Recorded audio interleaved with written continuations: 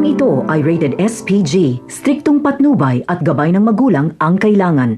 Isang malaking pagkakamali ang pagsama ni Lucio kay Santino sa bahay ng mga gerero dahil ang pakay pala ni Santino ay patayin si Miguelito.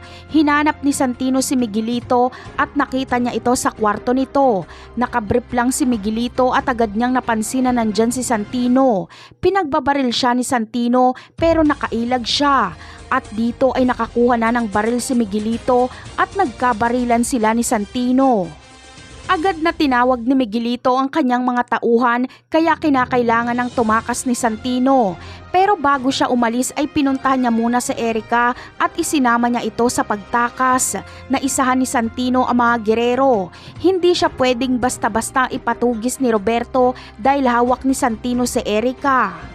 Kaya naman may hawak na dalawang alas si Santino. Una ay ang sekreto na ang mga gerero ang nag-utos sa pagpapasabog kila Tanggol. Ang pangalawa naman ay si Erica. Malaking problema ito ng mga gerero dahil natatakot silang humarap si Santino sa media at ibunyag ang mga gerero. At ito talaga ang gagawin ni Santino.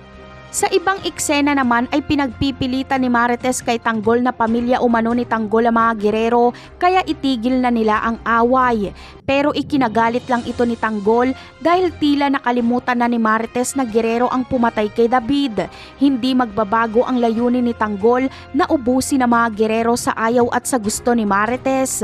Napakarami pa nating dapat abangan sa mga susunod na episode. Paalam!